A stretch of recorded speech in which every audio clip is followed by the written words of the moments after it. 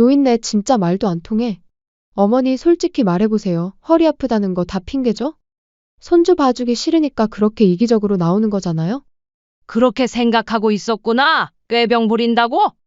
네, 그리고 좀 아프셔도 참을 줄도 알아야지 꼬박꼬박 병원에 가면 병원비만 나가지. 자식들 생각은 안 하세요? 나이 먹으면 원래 아픈 거래잖아요. 누가 들으면 너네들이 병원비 내주는 줄 알겠다. 언제 한번 병원비 보태주고서 그런 말 하거라? 아니, 왜 이렇게 단순하세요? 그 돈 어차피 저희 나중에 물려받을 건데. 어머니가 병원비로 다 써버리면 저희는 나중에 뭐 먹고 살아요? 이런 시어머니랑 가족으로 엮일 바에 차라리 어머니가 어디 멀리 사라지셨으면 좋겠어요. 그래, 너네들에게 나는 그저 돈 줄이고 집안일 손주 봐주는 가정부 그 이상도 이하도 아니었구나. 너 말대로 내가 사라져 줄게. 대신 이 집은 내 거니까 정리하고 연 끊고 지내자. 이번 사연의 주인공은 윤복래 씨입니다. 복래 씨는 올해 70세로 홀로 두 자녀를 키우며 살아온 강인한 여성이었죠. 사실 복래 씨에게는 남편이 없었습니다. 왜냐하면 큰아들 종현이가 8살, 딸 도연이가 5살이었던 35년 전. 남편이 갑작스런 교통사고로 세상을 떠났기 때문이었어요. 당시 복래 씨는 35살이었죠. 어떻게 두 아이를 혼자 키우지? 복래 씨는 막막했지만 포기할 수는 없었어요. 아이들이 엄마 없이는 살 수 없다는 걸 알고 있었거든요. 그렇게 복래 씨는 새벽 5시부터 밤 11시까지 온갖 굳은 일을 전전하며 두 아이를 키워냈습니다. 미싱사로 하루 8시간을 일하고 오후에는 식당에서 설거지를 했어요. 저녁에는 건물 청소까지 했죠. 하루 3가지 일을 하면서도 복래 씨가 가장 신경 쓴 건 아이들 교육이었습니다. 복래 씨는 자신이 끼니를 거르더라도 아이들 학원비와 교재비는 절대 밀리지 않았어요. 그렇게 긴 세월이 흘렀습니다. 큰아들 종현이는 대학을 졸업하고 회사에 취직했어요. 딸 도연이도 간호사가 되어 병원에서 일하게 되었죠. 복래 씨는 정말 자랑스러웠습니다. 내가 죽도록 일한 보람이 있구나.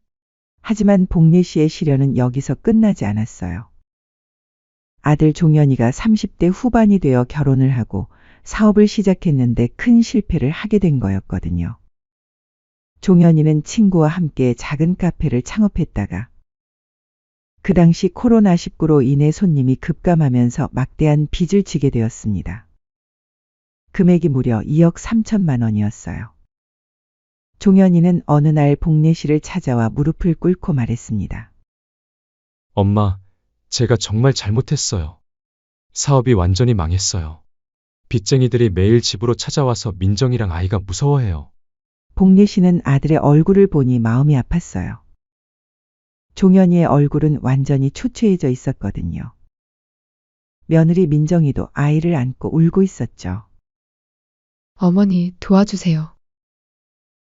이대로는 정말 길거리에 나앉게 될 것 같아요. 복래 씨는 고민에 빠졌습니다. 자신이 평생 모은 전 재산은 현재 살고 있는 아파트 한 채가 전부였거든요.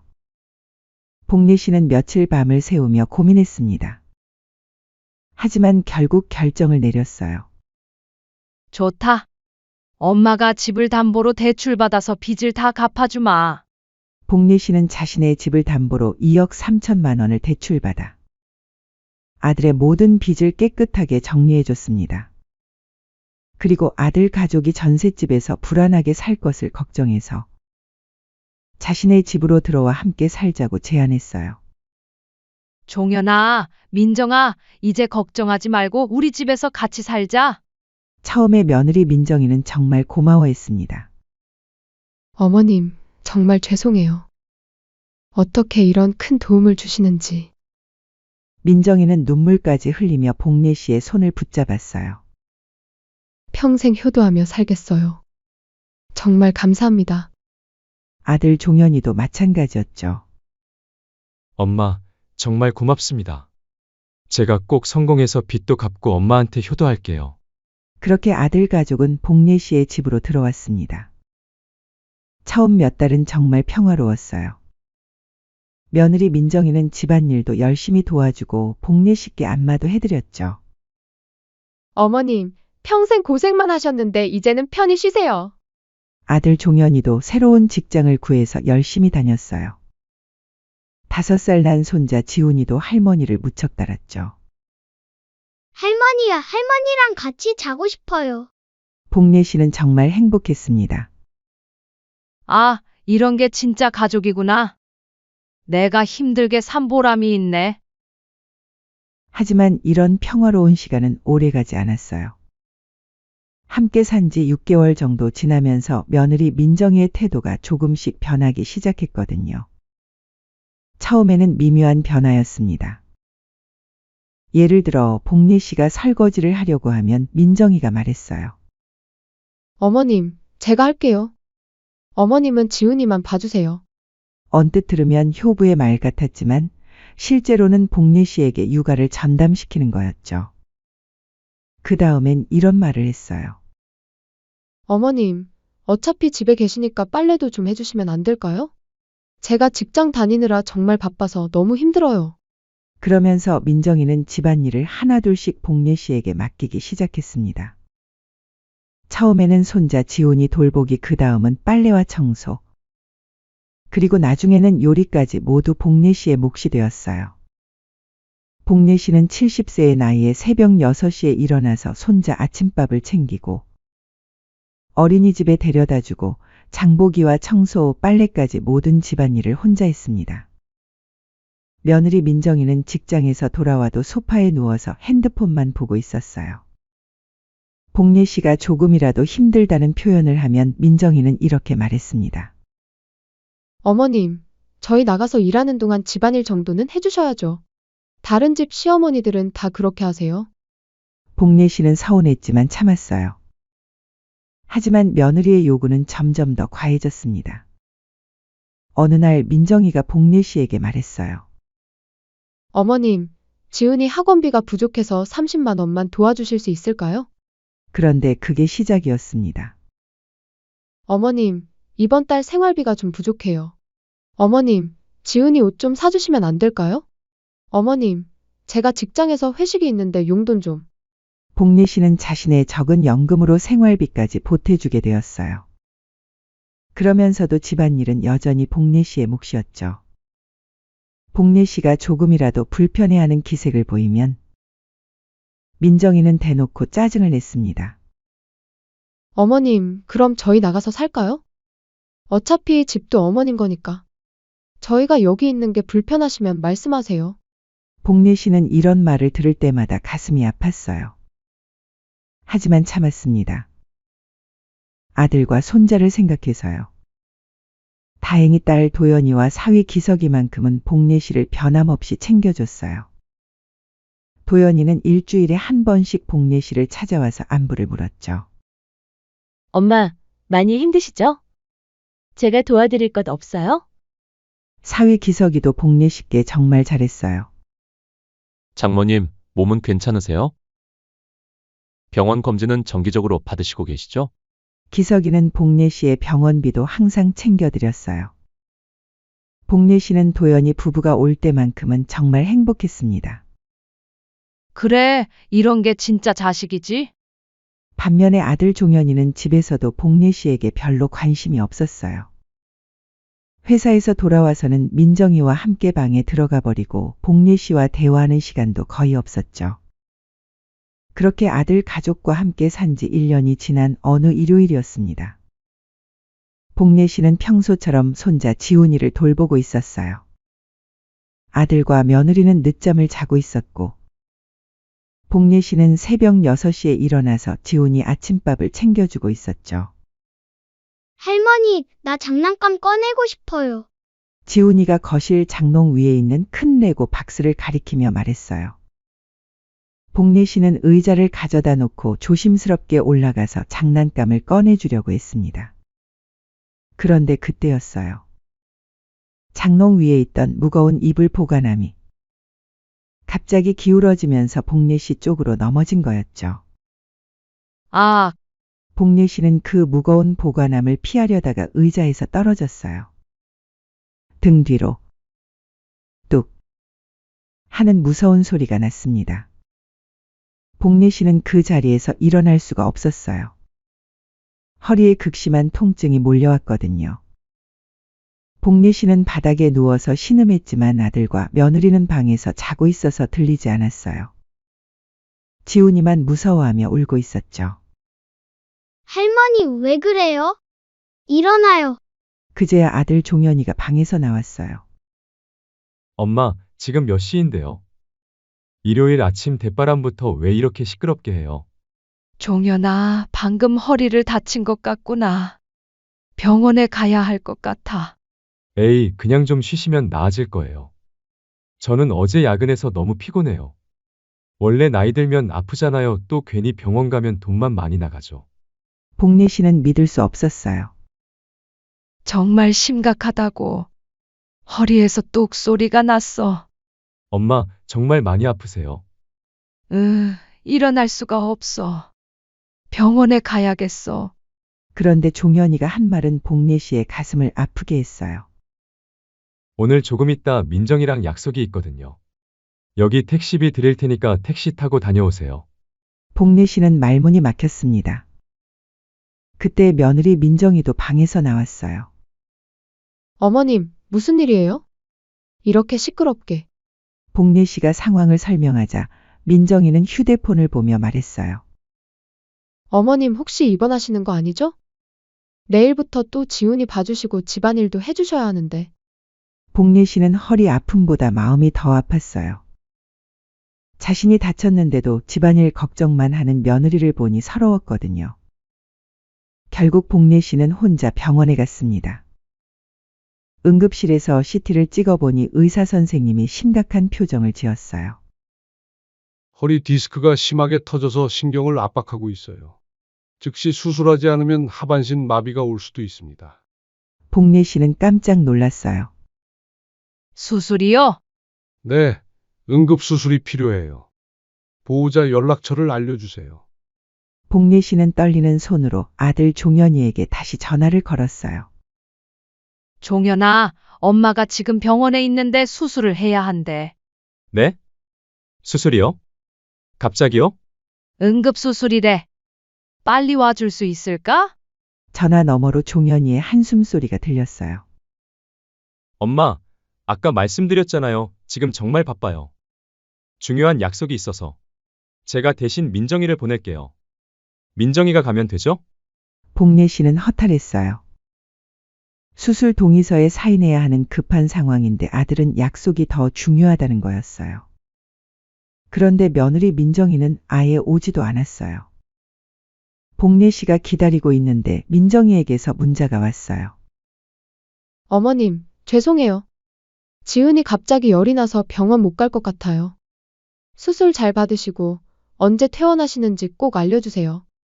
복례 씨는 그 문자를 보고 눈물이 났어요. 자신이 응급수술을 받아야 하는 상황인데 며느리는 퇴원 날짜만 묻고 있었거든요. 복례 씨는 떨리는 손으로 딸 도연이에게 전화를 걸었어요. 도연아, 엄마가 지금 병원에 있어. 허리 수술을 해야 한대. 엄마 어쩌다가 그러셨어요? 지금 어느 병원이세요? 제가 바로 갈게요. 도연이의 목소리에는 진짜 걱정이 들어 있었어요. 기석 씨도 같이 갈게요. 어머니, 무서우시죠? 괜찮을 거예요. 30분 후 도연이와 기석이가 숨을 헐떡이며 응급실로 뛰어왔어요. 어머니, 많이 아프세요? 괜찮으세요? 도연이는 복례 씨의 손을 꼭 잡고 울먹였어요. 사위는 바로 의사 선생님을 찾아가서 수술에 대해 자세히 물어봤죠. 의사 선생님, 수술이 얼마나 위험한가요? 어머님이 연세가 있으셔서 걱정이에요. 복례 씨는 도연이 부부를 보며 가슴이 따뜻해졌어요. 이런 게 진짜 자식이구나. 수술은 3시간 동안 계속됐습니다. 도연이와 기석이는 수술실 앞에서 한 걸음도 떠나지 않고 기다렸어요. 반면에 아들 종현이는 수술이 끝난 후에야 병원에 나타났어요. 엄마, 수술 잘 끝나셨어요? 다행이네요. 거봐요, 별거 아니라니까요. 나이 드시면 조금만 해도 아프고 다쳐서 그렇게 호들갑 떨 필요는 없어요. 종현이는 마치 대수롭지 않은 일처럼 말했어요. 며느리 민정이는 끝까지 오지 않았죠. 복례 씨가 중환자실에서 회복하는 동안 도연이는 매일 병원에 와서 간병을 했어요. 기석이도 회사 일을 조정해서 복례 씨 옆을 지켰죠. 음식 드셔야 빨리 나으세요. 제가 죽 끓여왔어요. 그리고 불편한 곳 없으세요? 베개 높이 조절해 드릴까요? 반면에 아들 종현이는 하루에 한 번씩 잠깐 들렀다가 금방 가버렸어요. 엄마, 상태는 어때요? 언제쯤 퇴원하세요? 종현이가 할 말은 항상 그것뿐이었어요. 며느리 민정이는 딱 한 번 병원에 왔는데 그때 한 말이 복례 씨의 마음을 더욱 아프게 했어요. 어머님, 빨리 나으셔야 해요. 집안일이 너무 엉망이에요. 지은이도 할머니가 없으니까 말을 안 들어서 힘들어요. 언제 퇴원하시는지 정확한 날짜 좀 알려주세요. 복례 씨는 병상에 누워서 생각했어요. 정작 내가 아플 때는 집안일 걱정만 하는구나. 그때 복례 씨 옆에서 간병하고 있던 도연이가 조용히 말했어요. 엄마, 오빠가 너무하는 것 같아요. 어떻게 엄마가 수술하는데도 안 와요? 엄마 걱정은 안 하고 집안일 걱정만 하다니. 복례 씨는 도연이의 말을 들으며 마음을 굳혔어요. 도연아, 엄마가 이제 결심했어. 내가 살아있는 동안 다시는 저 아이들을 위해 희생하지 않을 거야. 도연이는 복례 씨의 단호한 표정을 보며 놀랐어요. 평생 참고 양보하며 살아온 어머니가 이런 말씀을 하시다니요. 도연아, 내가 바보였어. 이번에 아픈 덕분에 진짜 가족이 누군지 이제야 알겠다. 복례 씨는 병실 창문 밖을 바라보며 조용히 다짐했어요. 이제 정말로 자신의 인생을 살아보겠다고 말이에요. 복례 씨는 아직 몰랐습니다. 퇴원 후에 아들과 며느리가 얼마나 뻔뻔한 모습을 보일지 말이에요. 복례 씨는 병원에서 2주간 입원 치료를 받고 퇴원했습니다. 퇴원 후 복례 씨는 마음을 완전히 굳혔어요. 병원에서 보낸 2주 동안 정말 많은 생각을 했거든요. 나는 평생 아이들을 위해 살았는데 정작 내가 아플 때는 누가 챙겨줬지? 복례 씨는 퇴원하자마자 법무사 사무실을 찾아갔습니다. 법무사님, 제가 상속에 관해 상담받고 싶어요. 현재 제 재산을 둘째 딸에게만 물려주고 싶습니다. 법무사는 복례 씨의 이야기를 듣고 고개를 끄덕였어요. 어머님, 유언장을 작성하시는 게 가장 확실한 방법입니다. 그리고 생전 증여를 하시는 방법도 있고요. 복례 씨는 고민 끝에 생전 증여를 결정했어요. 지금 당장 딸에게 증여하겠어요. 더 이상 망설이고 싶지 않아요. 그렇게 복례 씨는 자신의 아파트를 딸 도연이에게 완전히 증여했습니다. 법적 절차가 모두 끝난 후 복례 씨는 도연이에게 전화를 걸었어요. 도연아, 엄마가 집을 너에게 증여하기로 했다. 네? 엄마, 갑자기 왜요? 너만이 진짜 엄마를 생각해줬어. 이제 이 집은 내 거야. 도연이는 당황했어요. 엄마, 오빠는 뭐라고 하세요? 갑자기 이러시면. 걱정하지 마라. 엄마가 알아서 할 거야. 복례 씨는 며칠 동안 아들 종현이에게 이 사실을 알리지 않았어요. 그런데 일주일 후 종현이가 급하게 복례 씨를 찾아왔습니다. 어머니! 집이 도연이 명의로 바뀌었다는데 이게 무슨 일이에요? 종현이의 얼굴은 새빨갛게 달아올라 있었어요. 그래, 내가 도연이한테 증여했어. 도대체 생각이 있으신 겁니까? 이렇게 갑자기 집을 도연이한테만 넘겨요? 그럼 저희는 어쩌라고요? 저도 자식 아니에요. 복례 씨는 차분하게 대답했어요. 종현아, 너는 엄마가 아플 때 뭘 했니? 병원에서 수술 받을 때 약속이 더 중요하다고 했잖니? 그때 며느리 민정이도 들어왔어요. 어머님, 이건 정말 너무하시는 거 아니에요? 저희가 그동안 어머님한테 얼마나 잘했는데요. 복례 씨는 민정이를 똑바로 쳐다봤어요. 잘했다니 뻔뻔스럽구나. 너도 내가 아플 때 병원에 같이 가주기는커녕 손주 봐줄 사람 없고 집안일 할 사람 없어서 곤란해했잖니? 너네들한테 나는 딱 그런 존재였던 거지. 민정이는 당황하며 변명했어요. 그때는 상황이 급해서 그랬잖아요. 그런데 어머님, 이 집은 저희가 함께 살고 있는 집이에요. 갑자기 도연 아가씨한테만 주시면 저희는 어디서 살라는 거예요? 복례 씨는 어이가 없었어요. 너희가 함께 사는 집? 이게 누구 집인데? 내가 2억 3천만 원 빚을 갚아줬고 4명의 집에서 살게 해준 거 아니야? 민정이는 목소리를 높였어요. 어머님, 그렇다고 해서 저희 몰래 이렇게 처리하시면 안 되죠. 저희도 여기서 1년 넘게 살았는데 최소한의 예의는 지키셔야죠. 그리고 솔직히 저희가 어머님 모시느라 얼마나 고생했는데요. 복례 씨는 참았던 화가 올라왔어요. 너희가 나를 모셨다고? 누가 누구를 모신 거야? 70살 나이에 집안일 다 하고 지훈이 키운 거 생각하면 내가 너희를 모신 거 아니야? 종현이가 끼어들었어요. 엄마, 그래도 집은 나중에 팔아서 나눠야죠. 공평하게 나누는 게 맞잖아요. 며느리 민정이도 거들었어요. 맞아요. 어머님, 법적으로도 저희한테 상속 권리가 있어요. 다른 자식만 챙기시고 저희는 완전히 배제시키시는 게 말이 돼요? 복례 씨는 민정이의 말투에 더욱 화가 났어요. 법적 권리?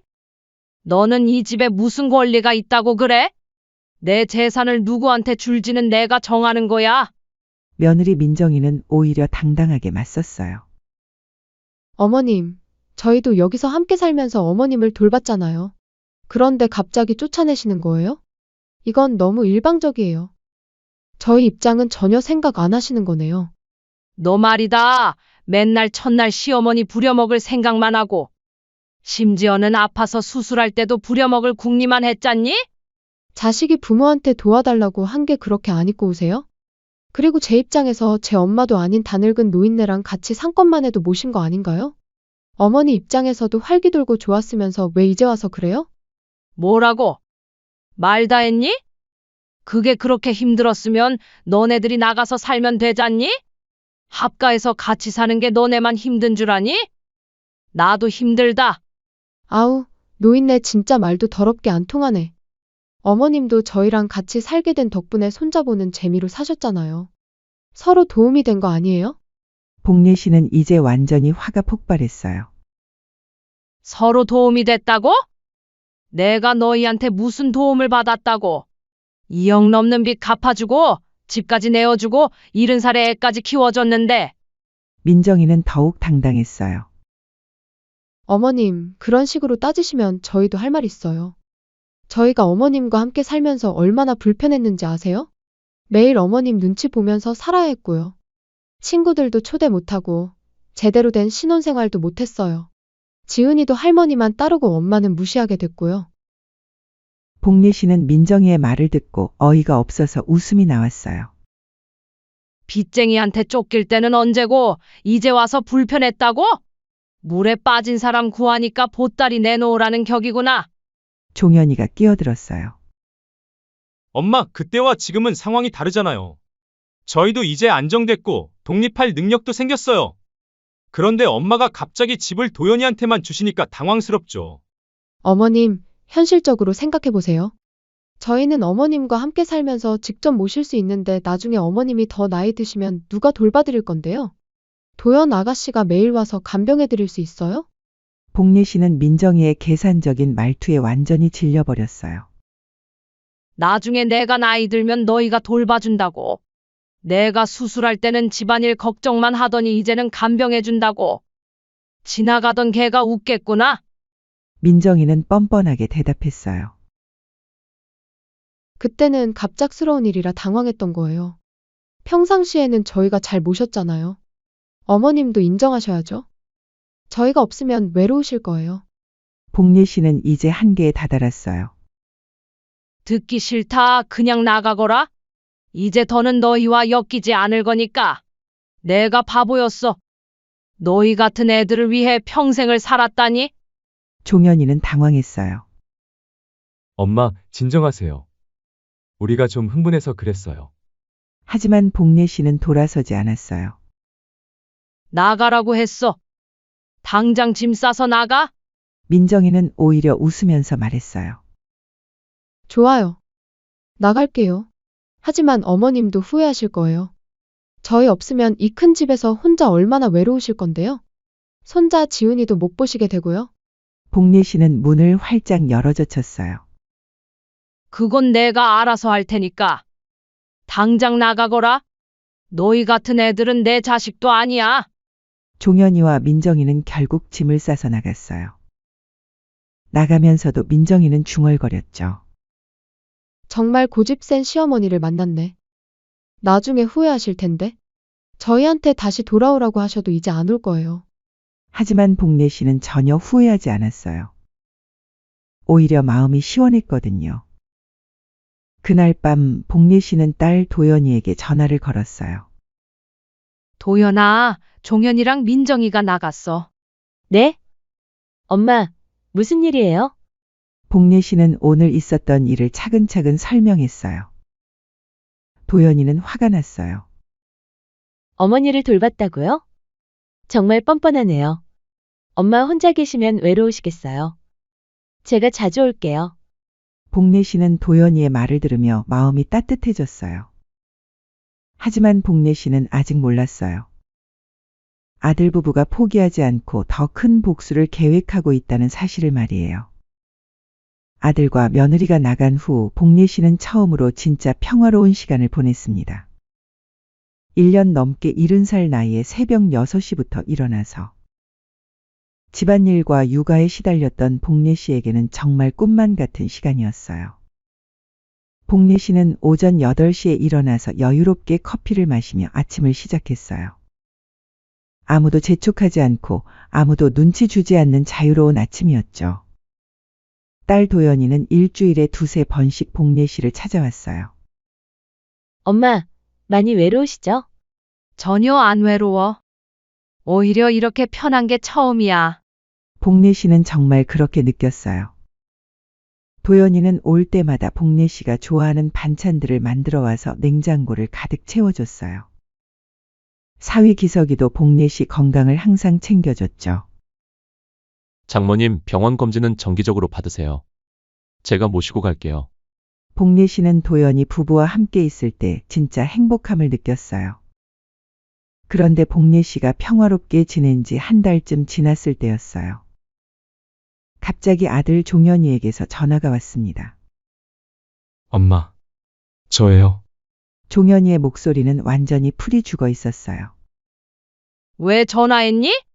엄마, 제가 정말 잘못했어요. 돌아가고 싶어요. 복례 씨는 차갑게 대답했어요. 돌아가고 싶다고? 너희가 나갈 때 뭐라고 했었지? 엄마, 그때는 제가 정신이 없어서 그랬어요. 정말 후회하고 있어요. 종현이는 울먹이는 목소리로 말했어요. 민정이랑 이혼 진행 중이에요. 복례 씨는 깜짝 놀랐어요. 이혼했다고? 네. 민정이가 저한테 엄마를 선택하느냐 자기를 선택하느냐 따지더라고요. 그래서 어떻게 했는데? 처음에는 민정이 편을 들었어요. 그런데 종현이는 한참을 멈췄다가 계속 말했어요. 민정이가 완전히 달라졌어요. 엄마 집에서 나온 후로 저한테 막말하고 지훈이한테도 신경 안 쓰고 그리고 다른 남자랑 바람 피우고 있었어요. 복례 씨는 할 말이 없었어요. 지훈이는 어떻게 됐니? 민정이가 데려갔어요. 저는 혼자가 됐어요. 종현이는 목 놓아 울기 시작했어요. 엄마, 제가 정말 바보였어요. 엄마가 얼마나 소중한지 이제 알겠어요. 제발 다시 집에 들어가서 살게 해주세요. 하지만 복례 씨는 단호했어요. 종현아, 이미 늦었어. 엄마, 제발. 저 정말 반성하고 있어요. 그때 엄마가 아프셨을 때 제가 얼마나 잘못했는지 알아요. 민정이 말에 휘둘려서 엄마를 무시한 제가 정말 나빴어요. 복례 씨는 아들의 말을 듣고 있었지만 마음이 움직이지 않았어요. 종현아, 너는 나를 엄마가 아니라 하인으로 여겼어. 그 대가를 지금 치르는 거야. 엄마, 제발. 됐다. 더 이상 통화하지 마라. 복례 씨는 전화를 끊었어요. 그런데 그 후로 종현이는 거의 매일 복례 씨를 찾아왔어요. 문 앞에서 무릎을 꿇고 용서를 빌었죠. 엄마, 제발 문 열어주세요. 저 정말 잘못했어요. 다시는 그런 일 없을게요. 복례 씨는 문을 열어주지 않았어요. 하지만 종현이는 포기하지 않고 계속 찾아왔어요. 어느 날은 비를 맞으면서도 몇 시간씩 기다렸어요. 이웃들이 모두 볼 정도였죠. 딸 도연이가 복례 씨를 찾아왔을 때 종현이와 마주쳤어요. 오빠, 여기서 뭐 하고 있어? 도연아, 엄마가 문을 안 열어줘. 도연이는 오빠의 초라한 모습을 보고 안타까웠어요. 오빠, 그때 정말 심했어. 엄마 수술 받으실 때. 알아. 내가 정말 잘못했어. 도연아, 엄마한테 말 좀 해줘. 자업자득이야, 오빠. 어차피 이 문 안 열릴 거니까 얼른 돌아가서 몸 챙겨. 그 후로 복례 씨는 정말 평화로운 날들을 보냈어요. 도연이 부부는 더욱 자주 복례 씨를 찾아왔고 함께 여행도 갔어요. 엄마, 부산 바다 구경 가실래요? 그래, 오랜만에 바다나 봐야겠다. 복례 씨는 도연이 기석이와 함께 2박 3일 부산 여행을 떠났어요.